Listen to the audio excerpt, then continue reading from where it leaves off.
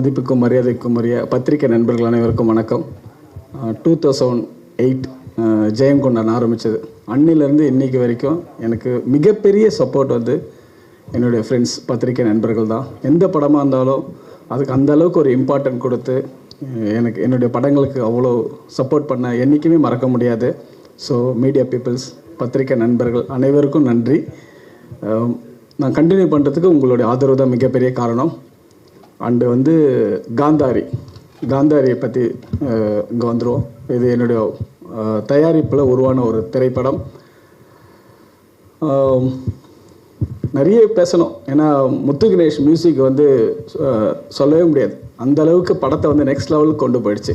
சைலன்ஸாக இருந்ததை விட நிறைய விஷயங்களை வந்து அவங்க நல்லா ஹார்ட் ஒர்க் பண்ணாங்க. நல்ல டைம் கொடுத்தோம். கிட்டத்தட்ட ஒரு 3-4 மந்த் வந்து பேக்ரவுண்ட் ஸ்கோருக்கு மட்டுமே டைம் கொடுத்தோம். அந்தளவுக்கு அவங்க பண்ணாருங்க. ஸோ முத்து கணேஷோட ஒர்க்கு ரொம்ப ஃபேண்டாஸ்டிக். தனஞ்சயன் சார் வந்து ஒரு பிரதர் மாதிரி. அவர் சொன்ன மாதிரி நிறைய சண்டை போடுவோம், கோச்சிப்போம், பேசாமல் கூட இருந்திருக்கோம். சம்டைம் ஒரு ஹஸ்பண்ட் ஒய்ஃப்குள்ளே இருக்கிற மாதிரி இருக்கும். திட்டிடுவோம், இது சரியில்லை சார், இது நல்லா வராதுன்னு சொல்லிவிடுவோம். எதுவாக இருந்தாலும் தைரியமாக நம்ம தனஞ்சயன் சார்கிட்ட பேசலாம். ஏன்னா ஒரு சினிமாவை நேசிக்கிற ஒரு மனிதர், எதுவும் தப்பாக எடுத்துக்க மாட்டார். அடுத்த நாளே கூப்பிட்டு இல்லை நீ சொன்னது கரெக்டுன்னு சொல்லுவார்.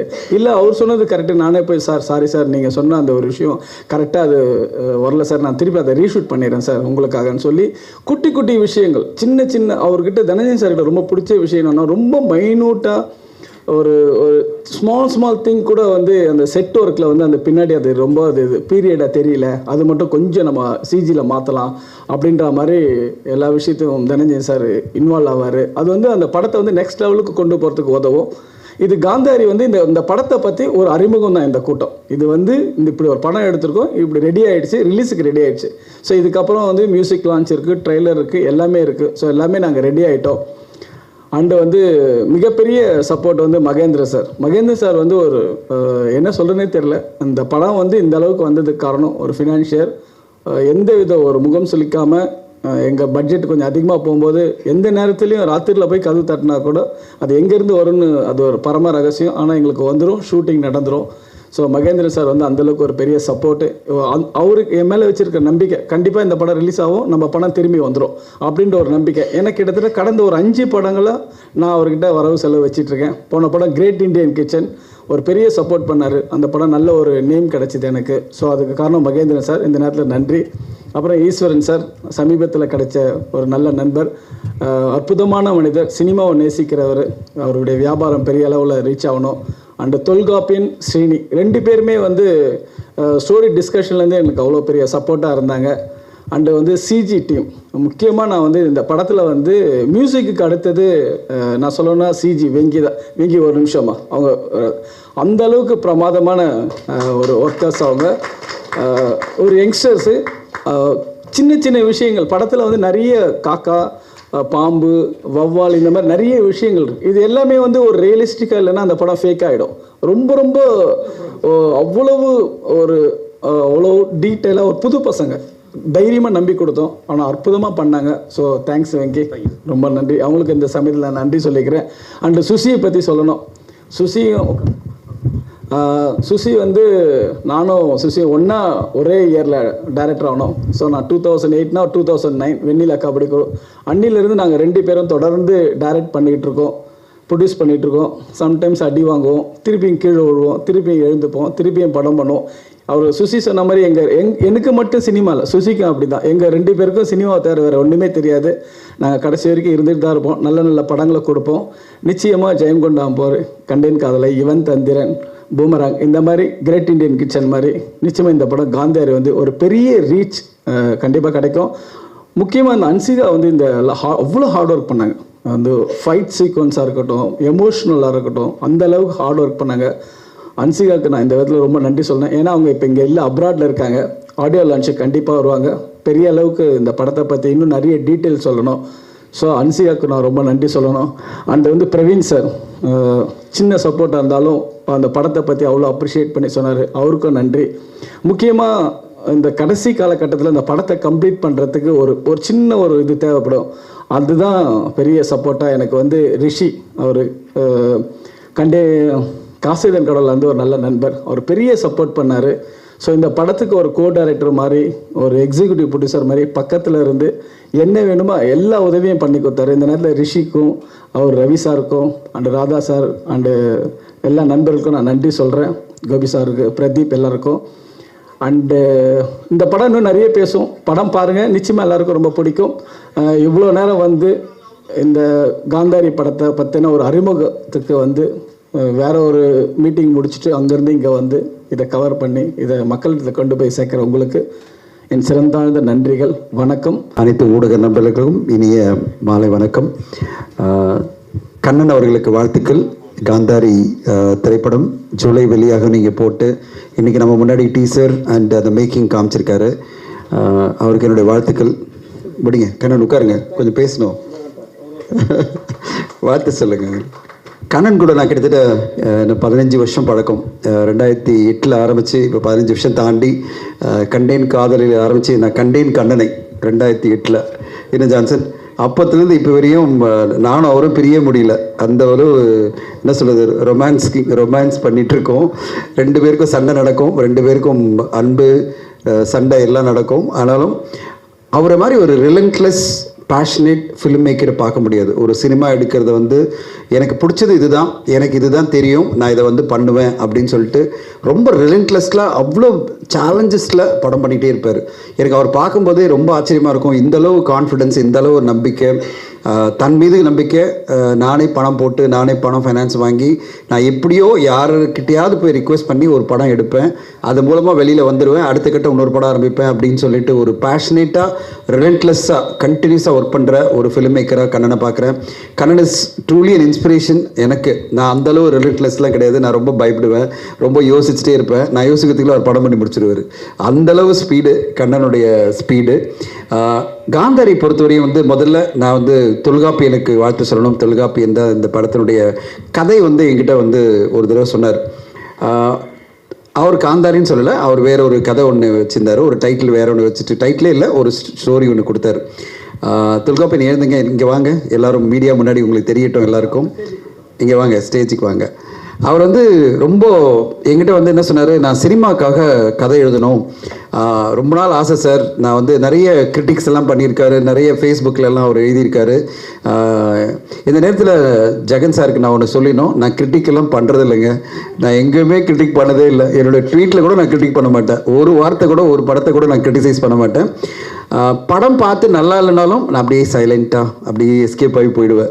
ஐயோ இந்த வம்பு வேண்டாம், நம்ம ஏதாவது சொல்லி அப்புறம் நாளைக்கு நம்மள போட்டுருவாங்க, தனஞ்சயன் தான் சொன்னார் சொல்லிடுவாங்கன்னு சொல்லிட்டு நான் ரொம்ப கேர்ஃபுல்லாக பேசுவேன். படம் நல்லா இருந்தேன்னா அங்கேயே பேசி கொண்டாடி அவங்கள வாழ்த்து சொல்லி இது பண்ணுவேன். படம் எனக்கு ஓரளவு பிடிக்கல அப்படின்னா நான் அப்படியே சைலண்ட்டாக எப்படியெல்லாம் பாலிஷாக சொல்லணுமோ சொல்லி ஒதுங்கிடுவேன். மிஸ்டர் ஜெகன் நான் என்றைக்குமே கிரிட்டிக் பண்ணதே இல்லை. அதனால தான் என்னை நிறைய பேர் படம் பார்க்க கூப்பிட்றாங்க. ஏன்னா திட்டமாட்டார், நல்லா இருந்தால் அப்ரிஷியேட் பண்ணுவார் அப்படின்றதுக்காக தான் கூப்பிட்றாங்க. ஸோ காந்தாரிக்கு வருவோம். தொல்காப்பியன் என்கிட்ட வந்து ஒரு 2 வருஷம் முன்னாடி ஒரு கதை ஒன்று கொடுத்தாரு. ஒரு படிங்க சார் அப்படின்னாரு. நானும் எங்களுடைய டீம் ஸ்கிரிப்டிக் எங்களுக்கு ஒரு டீம் இருக்குது, டீம் படித்தோம். படிக்கும்போது எங்களுக்கு ஒரு மாதிரி இது ஒன்றும் செட் ஆகாது, சினிமாக்கான கதை இல்லை, இது எப்படி நம்ம பண்ண முடியும் அப்படின்னு நான் யோசிச்சிட்டே இருந்தேன். என் கூட வந்து சீனி செல்வராஜ் டைலாக் ரைட்டர், அவரும் நானும் 3 கதைகள் எழுதியிருக்கோம், 3 திரைக்கதை வசனம் எழுதியிருக்கோம். ஸோ அதில் ஒரு கதை தான் இது. என்னாச்சுன்னா நான் வந்து ஒரு 3 மாதம் என்கிட்ட இருந்தது அவனுடைய ஒரு ரைட்டப். அப்புறம் நான் பண்ண ஒரு நாள் யோசித்தேன், எனக்கு செட் ஆகாது இதுன்னு சொல்லிட்டு அவரை கூப்பிட்டு, தொல்காப்பியன் சார் நீங்கள் எடுத்துகிட்டு போயிடுங்க, இது எனக்கு செட் ஆகலை, எனக்கு மண்டையில் எதுவுமே ஏறலை அப்படின்னு சொன்னேன். இந்த கதை வந்து ஒன்றுமே செட் ஆகலை அப்படின்னு சொன்னேன். அப்போது இது திருப்பி என்னை பார்க்கணுன்னு பிடிவாதமாக அவர் வந்து கண்ணன் சார் மாதிரியே வந்து தொல்காப்பியன் பிடிவாதமாக உங்களை பார்த்தே ஆகணும் அப்படின்னாரு. அப்புறம் வாங்க பார்க்கலாம் ஆஃபீஸ்க்குன்னு சொல்ல வரும்போது வந்து தொல்காப்பியன் சொன்ன வார்த்தை என்னென்னா, சார் நான் எனக்கு 50 வருஷம் தாண்டிடுச்சு, திரைப்படத்தில் என் பேர் வரவே இல்லை, நானும் இந்த சினிமாவில் நானும் போராடிட்டுருக்கேன், இந்த கதையில் ஏதோ ஒரு ஆழமான உணர்வு இருக்குது அண்ட் அழுத்தமான எமோஷன் இருக்குது, இதை நீங்கள் நினச்சா ஏதாவது ஒன்று பண்ண முடியும், எனக்காக இதை வந்து எடுத்து என்னவாது பண்ணுங்கள், ஆனால் இந்த கதையை வந்து சினிமாவை கொண்டு வாங்க, இதை ஐடியாவாக எடுத்துக்கிட்டீங்க, இதுலேருந்து டெவலப் பண்ண முடியுமா அப்படின்னு ஒரு மனிதனுடைய ஆசை வெளிப்படுத்தினார். அப்படி பார்த்தேன், இந்த மனுஷனுக்கு இவ்வளோ பேஷன் இத்தனை வருஷம் கடந்த பிறகும் தன் படம் வந்து தன் கதை எப்படியாவது சினிமாவில் வரணுன்றதுக்காக ஒரு போராட்டம் பண்ணுறாரு அப்படின்னு சொல்லிட்டு திருப்பி கொடுத்துங்க, போங்க நீங்கள் கிளம்புங்க அப்படின்னேன். எதுக்காக கதையாக சொல்கிறேன்னா, ஒரு திரைக்கதை உருவாகிறதே ஒரு சுவாரஸ்யமான விஷயம், அது உங்களுக்கு தெரியுன்றதுக்காக சொல்கிறேன். அப்புறம் திருப்பி போங்க, நீங்கள் பரவாயில்ல நான் யோசிக்கிறேன் அப்படின்னு சொல்லிட்டு நான் யோசிச்சுட்டே இருந்தேன். அவர் சொன்ன கதையில் எனக்கு 2 விஷயங்கள் ரொம்ப பிடிச்சிருந்தது. மீதியெல்லாம் நம்ம உருவாக்கலாம் அப்படின்னு. நரிக்குறவர்கள் வாழ்க்கையை பற்றி ஒரு கதை எழுதியிருந்தார். அந்த நரிக்குறவர்கள் வாழ்க்கையிலுடைய சம்பிரதாயங்கள், அந்த குடும்பங்களில் நடக்கிற விஷயங்கள், அதுலேருந்து ஒரு பொண்ணுக்கு என்ன விஷயம் நடக்குது, அது எப்படி நடக்கும் அப்படின்னு ஒரு சின்ன தாட் இருந்தது. நான் நினச்சேன் நரிக்குறவர்களை வச்சு ஒரு அருமையான ஒரு கதை ஏன் பண்ணக்கூடாது. அப்புறம் அப்படியே யோசிச்சிட்டே இருந்தபோது எனக்கு தோணுச்சு, இதே டியூவல் ஆக்ஷன் பண்ணால் எப்படி இருக்கும், இந்த கதை கேரக்டரை மாற்றி ஒன்று பண்ணா இருக்கும் அப்படின்னு. சீனி செல்வராஜ் என்னுடைய ஆல்டர் யூகோ மாதிரி, அவர் உடனே நான் சொல்ல சார் இது சூப்பராக இருக்குது, இது இப்படி பண்ணலாம் அப்படி பண்ணலாம் சொல்லிட்டு நாங்கள் என்ன பண்ணோம், ஒரு 15 நாள் உட்காந்து நாங்கள் கண்டினியூஸாக 2 பேர் தான் டிஸ்கஸ் பண்ணி அந்த கதையை நாங்கள் மெருகேற்றி வந்துட்டே இருந்தோம். அவர் கதை என்ன சொல்ல வந்தார், அந்த கோர் ஐடியா மட்டும் எடுத்துக்கிட்டு நாங்கள் ஒரு திரைக்கதை உருவாக்கினோம். நான் யோசிச்சுட்டே இருந்தேன், இந்த கதை அவர் நினச்ச அந்த கதை எப்படியாவது தெரியல வரணும்னா அதை எப்படி கமர்ஷியலாக கொண்டு வரணும், அதுக்கான என்னென்ன விஷயங்கள்லாம் பண்ணலாம் அப்படின்னு நான் உட்காந்து ஒரு 15 நாள் எழுதிட்டே இருந்தேன். நான் எழுதி அனுப்பிட்டே இருப்பேன். செல்வராஜ் எனக்கு சீனி செல்வராஜ் ரிஜெக்ட் பண்ணுவார். இது சரியில்லை சார், அது சரியில்லை, அது அந்த படத்தில் இந்த படத்தில் வந்தது சரி, ஐயோ நான் நிறைய படம் பார்த்து எல்லாமே மைண்டில் இருக்குது, அந்த சீனாக வருது திருப்பி மாற்றி திருப்பி ஒன்று எழுதி தருவேன். அப்படி எழுதி நானும் சீனியை உட்காந்து ஸ்க்ரீன் பிளே நான் எழுதி முடித்தேன். அப்புறம் டைலாக் ஃபுல்லாக செல்வராஜ் எழுதினார். எனக்கு நிறைய டைலாக்லாம் தோணுச்சு. இதுக்காக நாங்கள் ஸ்பெசிஃபிக்காக நரிக்குறவர் கம்யூனிட்டியெல்லாம் போய் அவங்களோட டைலாக்லாம் ரெக்கார்ட் பண்ணோம். இந்த படத்தில் மிக முக்கியமான விஷயம் பார்த்திங்கன்னா, நிறைய டைலாக்ஸ் நரிக்குறவர்கள் பேசின டைலாக்கை செல்வராஜ் பல்லாவரம் பக்கத்தில் இருக்கிற நரிக்குறவர் கம்யூனிட்டி போயிட்டு அவங்க என்னென்ன பேசுவாங்க, அந்த டைலாக்னுடைய அர்த்தங்கள் என்ன, இதுக்கு இந்த கதையில் நாங்கள் எழுதின வசனங்களுக்கு என்ன மாதிரி நரிக்குறவர்கள் வசனம், அந்த டைலாக் எப்படி இருக்கணும் அப்படின்னு சொல்லிட்டு எல்லாம் எழுதணும். அதுக்கான ஒரு உழைப்பை நாங்கள் போட்டோம். இது சாதாரணமான ஒரு படமாக இருக்கக்கூடாது, அதுக்கு அந்த கம்யூனிட்டி பேசுகிற டைலாக்கோட ஒரு கதை நகரணும் அப்படின்னு சொல்லிட்டு நானும் சீனி செல்வராஜும் சேர்ந்து அதை ஃபுல்லாக எழுதி ஒரு பவுண்ட் ஸ்கிரிப்டாக ரெடி பண்ணது கண்ணனுக்காக இல்லை, அது இப்போ சொல்லிடுறேன்.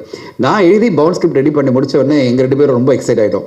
ரொம்ப நல்லா வந்திருக்கு, இதை ஒரு பெரிய ஆர்டிஸ்ட் பண்ணால் நல்லாயிருக்கும் அப்படின்னும் போது சீனி சொன்னார், சார் மேடம் நயன்தாரா கிட்ட எப்படியாவது பிச் பண்ணுங்கள், இல்லைனா த்ரிஷா வச்சு பண்ணுங்க அப்படின்னு கேட்டார்.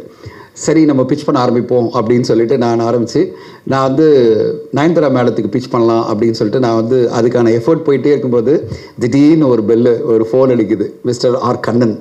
என்ன அப்படின்னா, சார் உங்களை அர்ஜென்ட்டாக பார்க்கணும். என்ன அப்படின்னா வரேன் அப்படின்னாரு. வந்துட்டு என்ன சொன்னார், சார் அன்சிகா டேட்டு எனக்கு கிடச்சிருக்கு, ஆனால் நான் சொன்ன கதை அவங்களுக்கு செட் ஆகலை, அவங்களுக்கு ஒரு கதை தேவைப்படுது, நீங்கள் கதை ஏதாவது ரெடியாக இருக்கா சார் அப்படின்றாரு. என்னடா இது, இப்படி ஒரு கதை அவங்களுக்கு தான் போய் செட் ஆகணுன்றது விதின்ற மாதிரியே இருக்குது எல்லாமே.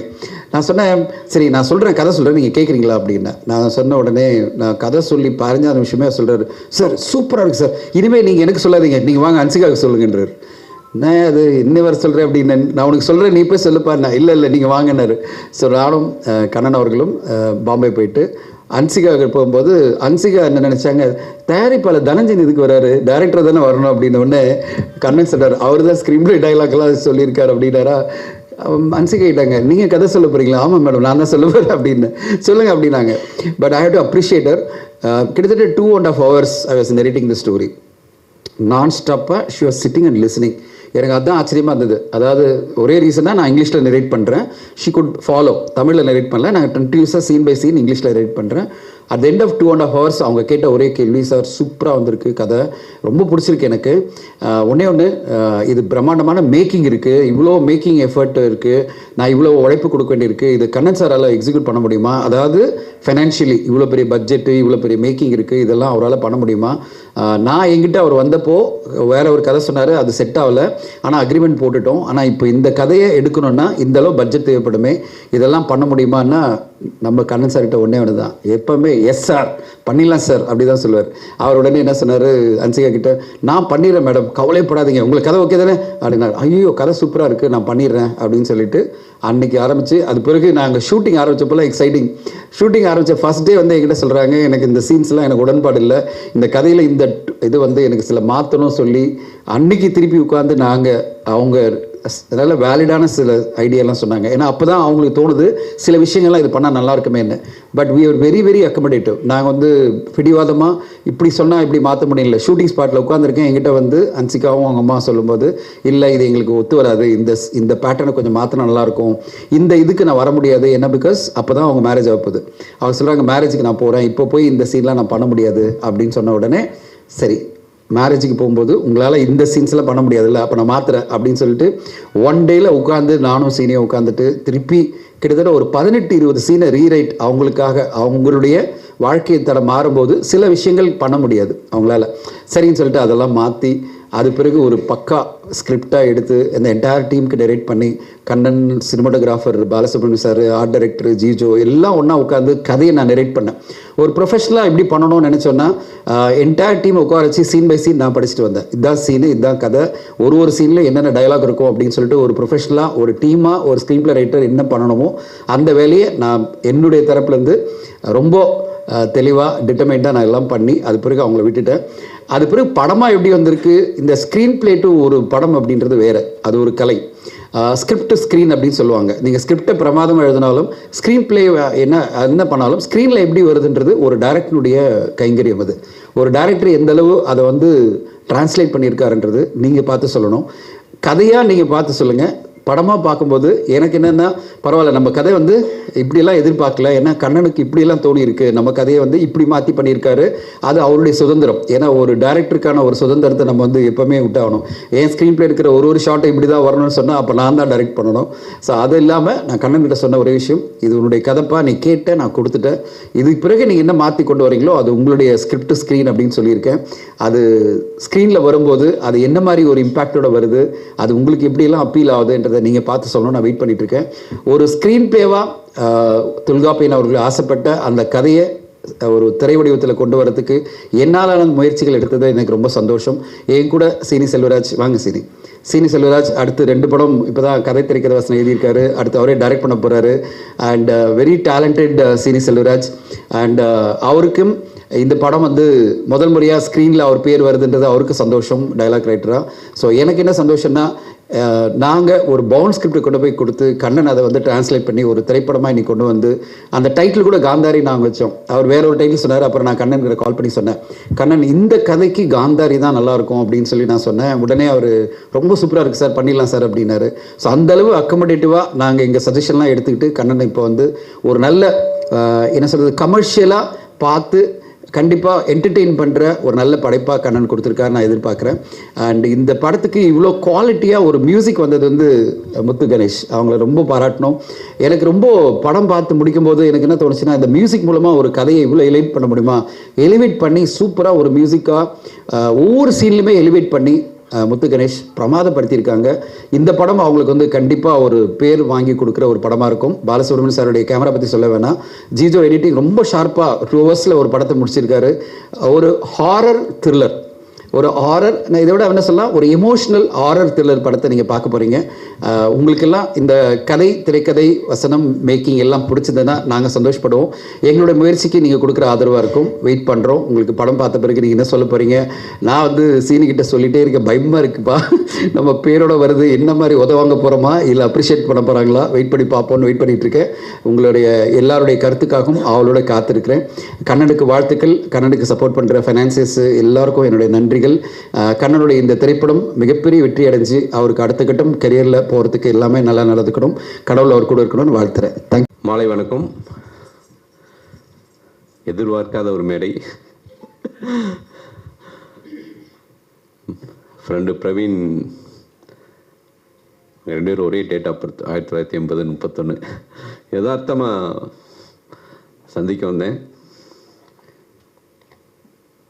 கண்ணன் வந்து எனக்கு வந்து ஒரு நான் உதவியாளராக இருக்கும்போது இருந்தே கண்ணன் வந்து என்னுடைய ஃப்ரெண்டு அமல்ராஜுக்கு வந்து கண்ணன் வந்து ரூம்மட்டாக இருந்தார். மணியத்தம் சார்ட்ட அசிஸ்டன்ட் அவுட் பண்ணிட்டு இருந்தார். அப்போ இருந்தே அவர் எனக்கு பரிச்சயம். கண்ணனுடைய ஃபில்ம் மேக்கிங் எப்பயுமே வந்து அதை ப்ரெசன்ட் பண்ணுற விதம் ஆஸ் ஏ ஃபில்ம் மேக்கராக ஒரு கதையை பெட்டராக ஃபில்ம் மேக்கராக ப்ரெசன்ட் பண்ணக்கூடிய ஒரு இயக்குனர். தனஞ்சயன் சார் காம்பினேஷன், கண்டேன் காதலை, யுவன் தந்திரன், 2 படமும் பெரிய வெற்றி. 3வது அவங்களுடைய காம்பினேஷனில் தனஞ்சயன் சாரோடைய ஸ்டோரியில் கண்ணன் சார் டைரக்ட் பண்ணியிருக்காரு. நிச்சயம் இந்த திரைப்படம் மிகப்பெரிய வெற்றி அடையும், ஒரு வித்தியாசமான உணர்வை கொடுக்கும் அப்படிங்கிறது இந்த படத்துடைய டைட்டில் லுக்கிலேயே தெரியுது.